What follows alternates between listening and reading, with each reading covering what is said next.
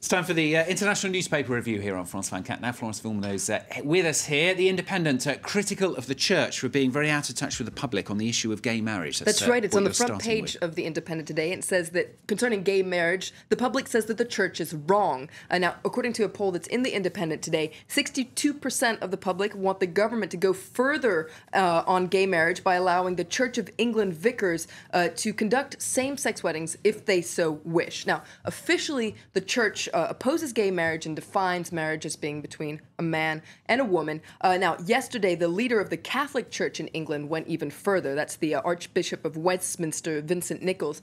He used his Christmas sermon to attack David Cameron's plan to extend gay marriage, and he warned that this plan would create a sham version of marriage. And the Independent is very critical of him. In their editorial today, they say that it's a sad comment on the leadership of the Roman Catholic Church that its leader thought that it was his Christmas sermon was the appropriate place to attack the government on gay marriage. And on top of that, they point out that Christmas is a time of generosity. This government plan wants to give equal rights to gay people. That's a generous generosity if there ever was. So what's the big idea? So quite critical of the Roman Catholic Church today.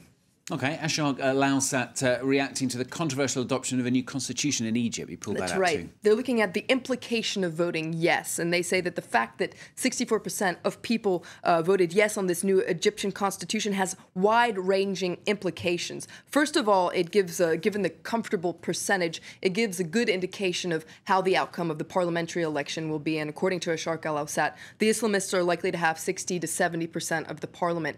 On top of that, though, this vote also, this referendum exposes the failure of the opposition and the media, because both the opposition and the media were saying that there was going to be an opposition to this constitution. Since they were wrong, it points out that they are not reading the Egyptian people the right way. And Ashok al-Awsat says that the real question now, the most important question, is what's next? Is this going to be the end of the political crisis that's going on, or is it going to go on further?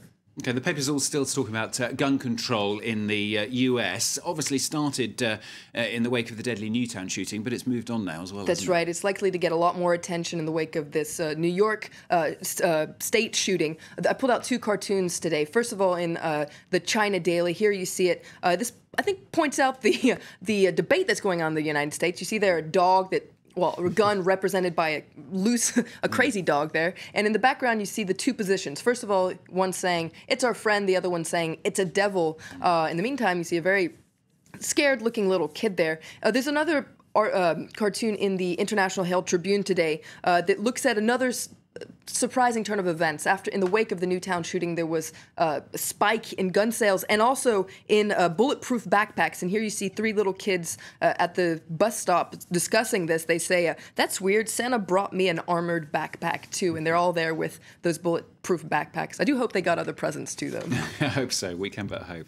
Also in the International Herald Tribune, a very interesting piece about Haiti, 3 years almost now after the devastating earthquake there. I can't believe it's so long ago. Yeah, it says that Haiti is still waiting its new life. And it says that in the aftermath of this earthquake on January 12th, 2010, there was an outpour of international aid. At least $7.5 billion were put out there. A lot of people are wondering, where is the money, though? Because there were all these lofty ambitions. People not only wanted to repair Haiti, but rebuild it, remake it into a new country. But 3 years later, people are still wondering, when is that reconstruction going to happen? And finally, Florence has pulled something out of The Guardian. This is looking at the Chinese government's latest investment, rock music. That's right. The government is investing 2.2 billion euros in what it calls the China Music Valley. Now, this will be a complex that has not only an arena, but recording studios, etc. Basically, the government feels that their culture industries, whether it's music, film, etc., aren't up to speed with their economic advances. And so they're investing in culture, music, film. They say that culture is a national priority. The film industry is starting to do quite well, but music isn't so much.